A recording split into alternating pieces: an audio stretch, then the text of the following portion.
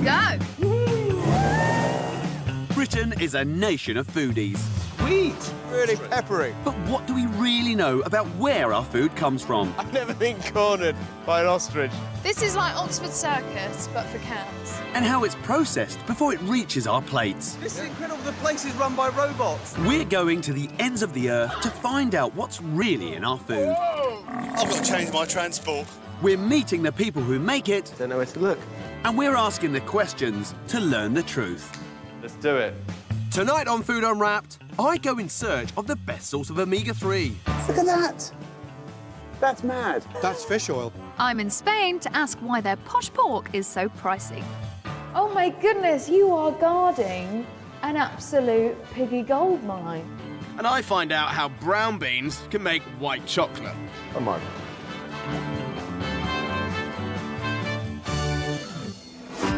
We all know we need omega-3 in our diets. It's the UK's best-selling health supplement. Omega-3 seems to be in all kinds of foods. So how do we know which one packs the best punch? Now, I'm always looking for omega-3s, so I do a lot of tap dancing. So I like my joints to be free and loose. I've got some of your lovely salmon. I've got some of your lovely walnuts. They've got omega-3s in as well. Are all omega-3s the same? Is that the same omega-3 across all of those different foods? Just going to double check for you, just to make sure. I'll just put you on hold a moment and I'll get that information for you. I'll just take my tap shoes off then. I might have some oily fish for dinner, actually. Oh, mackerel is always nice. Mackerel pâté. Oh, yes. Hello? I thought you'd got on a boat and gone out to the salmon farm. No, I didn't go to the salmon farm. I'm still here. It is the same one, yes. So same omega-3 across all of those different foodstuffs. Correct. It's the same omega-3 fatty acid, yep. That's a lovely job. Well, I'll eat my nuts then. Thank you. Enjoy. Bye-bye. Bye. If all these foods have the same omega-3, are they all as good for me as a weekly portion of oily fish? First stop, a trout farm in Hampshire to meet fish feed producer John Williamson. So what species of trout are these then? These are rainbow trout. Right, and they have their breakfast yet? No, but they're just about to, I think. Oh, lovely. There we go, look at that. Excellent. Yeah, they did it very well. They're eating it. These fish, obviously they're freshwater fish. Are they a good source of these omega-3s? Yeah, I mean, rainbow trout are oily fish, and they're a very, very rich source of omega-3. That's incredible. There's some big old boys in here, aren't they? Can we have a little... You can, yeah. I mean, there's I a didn't net here. Why don't you try and catch one? Oh, he got away. The one that got away. Look at that. Ah, Look wow. at that. Look at, they are absolutely beautiful. Look at the colour on his gills. Where's the fish getting its omega-3s from? Trout can produce a very, very tiny amount of some of these omega-3s. The majority is derived from their feed. Now that is interesting. Oily fish are omega-3 packed only because of the food they eat. So tell me then, what is in this feed that helps them with that fatty acid? Fish feed contains a number of ingredients: fish meal, fish oil, and we produce fish meal from a wide range of species, anchovy being a good example. Farmed fish are fed pellets which are mostly made up of smaller oily fish. Of the 4 million anchovies caught in the world's oceans last year, a whopping 90% end up as fish food.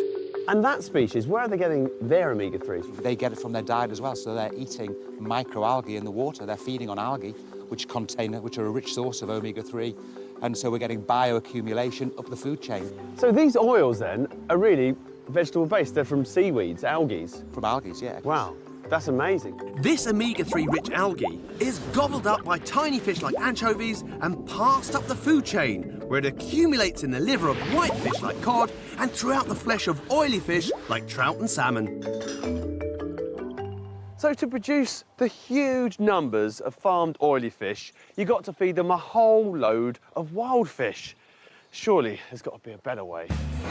Later, could just missing out the middle fish be the simple solution? Surely, if I eat seaweed like this, will I get my omega-3s? Well, how much are you going to eat? That's the question. Next up, Iberico ham. How can it be up to 30 times more expensive than normal ham?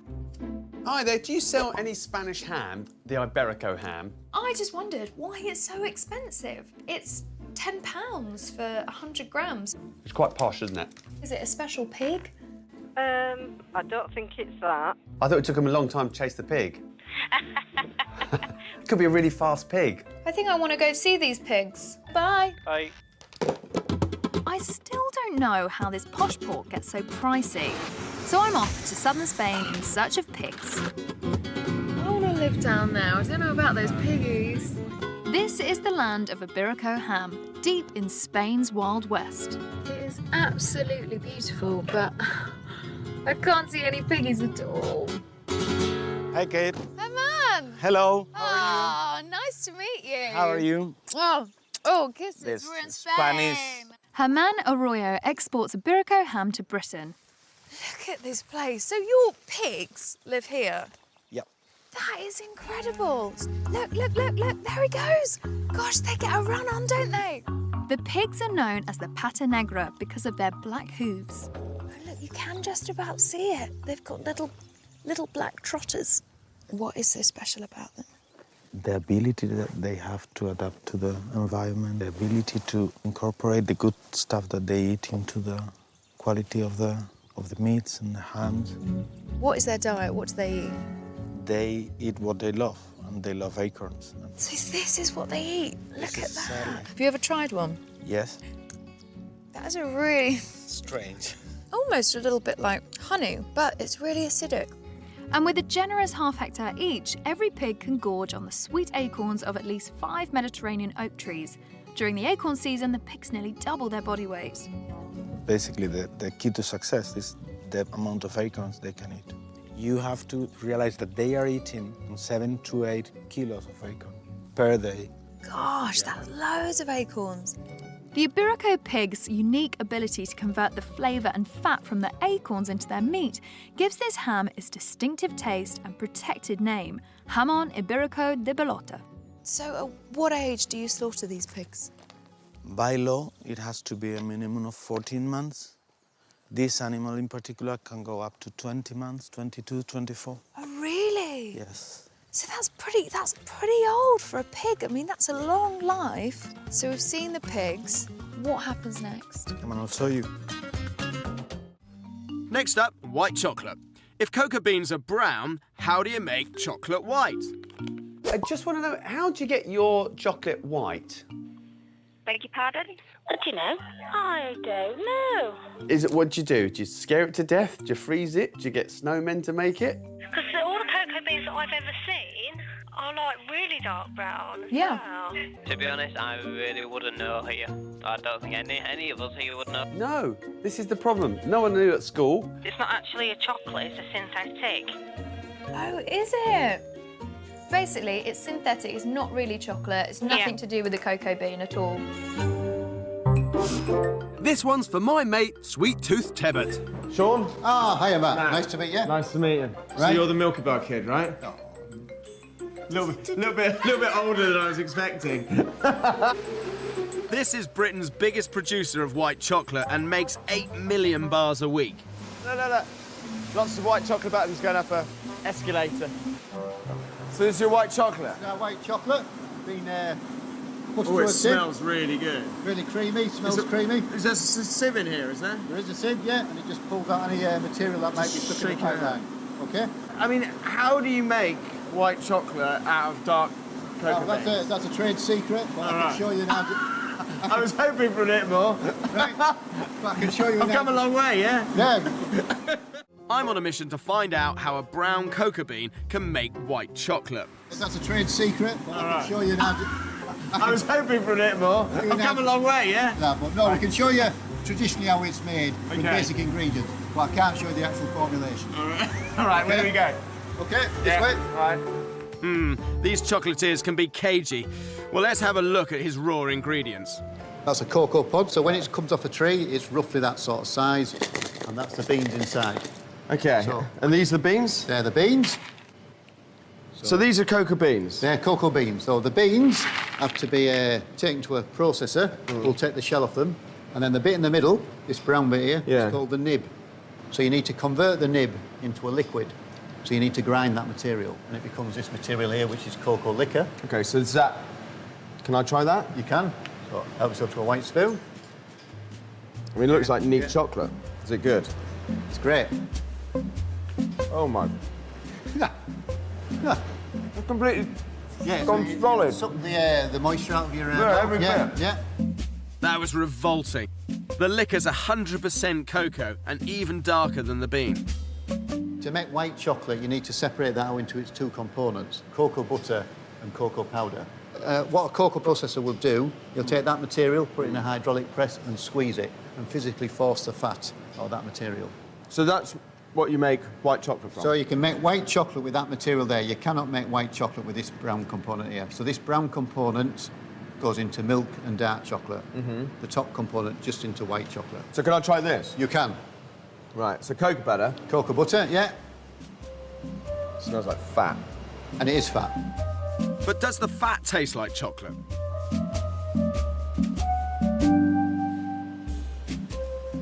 So, I mean, it's really unappealing so far. Yeah, you're not keen on that. I'll tell you what, it's amazing actually. For something so lovely, like, the whole world pretty much enjoys, that's dreadful, that's awful.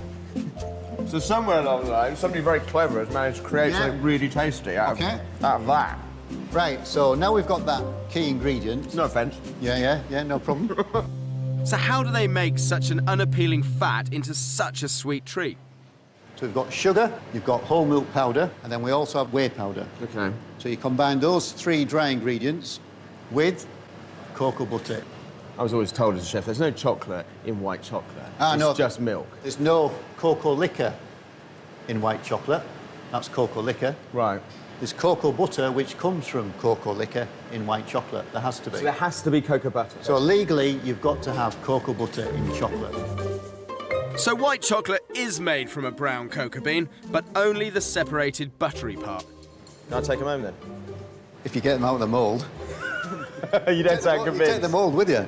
Really? Yeah. I'm not sure I get past security. No, or through the turnstile, actually.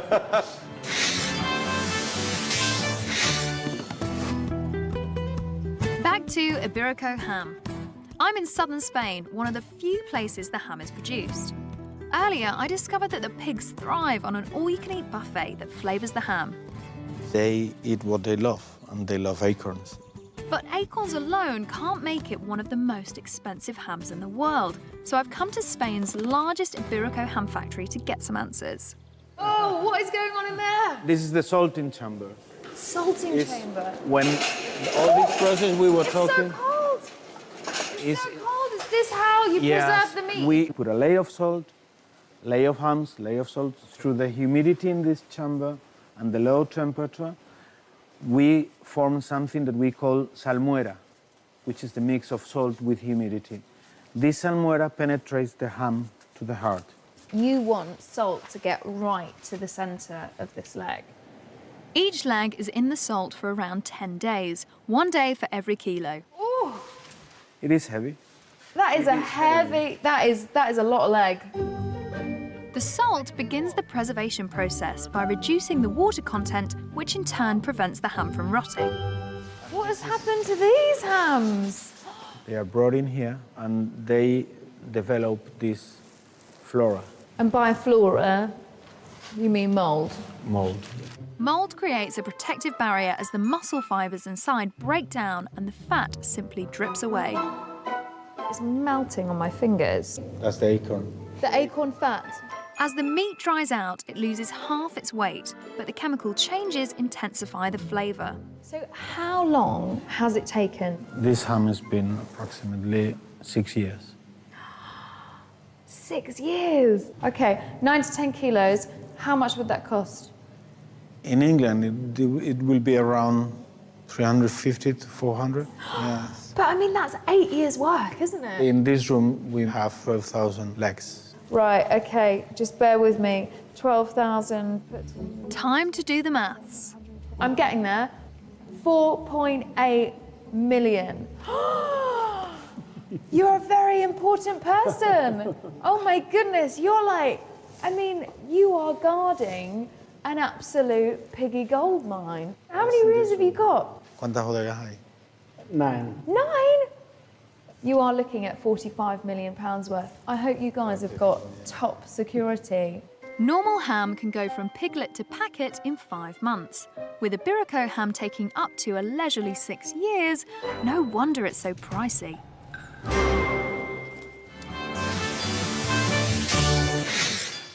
Back to omega-3. Earlier, we found out how the heart-healthy omega-3 in oily fish starts out as algae in our rivers and oceans. Anchovies are eating the algae, the trout eat the anchovies, we eat the trout, we get our omega-3s. Absolutely. Yeah, perfect. But millions of anchovies have to be caught every year to make enough food pellets to keep us in oily farmed fish. Hi there, you must be Rob. Hi, yeah, pleased to meet you. Nice to see you. Glad to see you. So I've come to meet omega-3 expert Dr. Rob Winwood to ask if I can skip the oily fish and just eat algae instead. And there's loads of it washed up here. Seaweed, anyone? Surely we could just eat seaweed. If I eat seaweed like this, will I get my omega-3s? Well, how much are you going to eat? That's the question. This is what we call a macroalgae. That's what seaweeds are. Now, there are tiny little things that are over there in the ocean, microalgae. So you can't see them, they're microscopic. But we can take those and we can basically grow those in controlled conditions, and then we can extract oil from there. And as it happens, I happen to have about my person some algal oil, and that's what it looks like. So this is the oil, the omega-3s you've extracted from the tiny, tiny little algae that Indeed. live in the sea. So in theory, we could cut out fish from our diet and just have the omega-3s from algae. It's a complex process and it makes the whole thing more expensive. So the cheaper way is still basically to go and buy your mackerel and do it that way. That's all very well, but what if you don't like fish? Can we just eat some nuts? That's it. Little romantic weekend away, isn't it? Yeah. Did you bring the flask of tea? This seems like a lovely spot for my omega-3 seaside spread. I brought all this bizarre picnic down. Right. Because all of these products, when you go to the supermarket, all contain omega-3s. Indeed. Right? Omega-3s are omega-3s, right? It would be nice if it was that simple. The reality is, unfortunately, omega-3s are a classification of a large series of fatty acids. In fact, the reality is they do very different things. So let me try and separate these out for you a little bit. So here we have DHA and EPA, and here we have alpha-linoleic acid, which is ALA, and they do different things. So land and sea. Yeah. If you look at the labels, it will clearly state whether it's a marine or land-based omega-3. Really, they are different fatty acids. They are not the same thing. Absolutely not. So if we look at DHA, for instance, we find there are claims for brain health, for eye health, and for heart health. And for EPA, we've got the same thing for heart health. The marine fatty acids are much better for your heart health. Indeed, yeah, and that's what's proven, indeed. The other omega-3, ALA, from nuts and grains is generally recognised to be good for hair and nails. So it wouldn't even matter if I ate a tree full of nuts. I'm not going to get the same sort of health impact as eating a nice bit of fish. I'm afraid you won't, no. Sorry about that. Oh, the squirrels are going to go mad when they hear that. They are. They are. So really, to get the full benefit of omega-3s, you've really got to be eating a marine source of omega-3s. Yeah, and it's up to you. You have one of those today, you'll be fine. That'll be your omega-3 source for the day. Very healthy. See, that causes a slight problem because there's lots of sustainability issues. People worry about overfishing. You know, what about fish farming? Is there a solution in the future? Well, there is biotechnology research going on in the UK as we're talking. And what I suggest you do is go to Rothamsted. Rothamsted? Well, it turns out that's an agricultural research lab in Hertfordshire. Hi, I'm Jonathan. Nice to meet you. Nice to meet you. Biotechnologist Jonathan Napier has been working on an alternative source of fish oil for 10 years. What we've thought about doing is say, can we take a plant and modify it, genetically modify it, so it now makes fish oils? You've got a plant, a GM plant, that's able to produce omega-3 fish oils. That's exactly right. Yeah, we have. That's incredible. A lot of security. Well, it's just biocontainment. These are all GM plants in here? So these are our terrestrial source of fish oils. They've chosen to genetically modify the camelina, part of the brassica family, which originally was cultivated to make vegetable oil. I mean, a regular camelina oil has got the omega-3s, but just vegetable omega-3s. What we're trying to do is convert it so that it's got the fish oil omega-3s. So in here's algae? In here's algae. What we've done is we've taken the genes from the algae and put them into the plants. So in here, in these little seed pods, there'll be seeds that contain omega-3 fish oils. Exactly. This I've got to see. Our lab coat's on, so... All right, white coats now. There you go. Let's get serious. So here we have our camelina plants. So nothing's happened to these plants. It's totally non-GM, Yeah. but you're now going to do something to make them produce GM seed. Exactly. So the way that we do that is so we use Agrobacterium, which is a soil-borne bacteria. In here? Yeah, that's in here. Agrobacterium is like nature's own natural genetic engineers because it's a bacteria that has the capacity to move DNA from itself into plants. It's quite common. Wow, so this is a bacteria in here, and in the wild, that actually does what you're going to do to these plants. Yeah, it moves DNA from itself into a plant. What Professor Napier and his team have done is splice the omega-3 rich algae genes into the agrobacterium and let the bacteria work its magic. So you've got the agrobacterium here, and it's got the genes that you want inside the plant. How would you get them in? Just pour it on the soil? It's almost as simple as that. What we do is we dip the flowers into the agrobacterium solution. Just like dip it, could I do Literally, that? yeah, you can just dip the flowers into the agrobacterium solution. So there's a little bit of detergent in there to really help the agrobacterium get onto the flowers. But if you got some of this on your finger, would I end up with omega-3 fish oils in my system? No, you wouldn't, because you're not infected by agrobacterium. Thank God for that, then. Exactly. I don't want to end up as a merman. Yeah, that would be dreadful. So now that the agrobacterium solution is actually in the flower, so the DNA can get into the female part of the flower, and then the plant will set seed, and we'll be able to identify the seed that have been genetically engineered. The infected seeds are easy to spot because when they splice the genes, they also sneak in a red fluorescent protein, which glows in the dark. Look at that. That's mad. That's fish oils. So the ones glowing are the ones that have got the omega-3 fish oils in. So this little seed here is a GM omega-3 fish oil packed little seed. And this could be the solution to feeding farmed fish in the future. Exactly. Wow.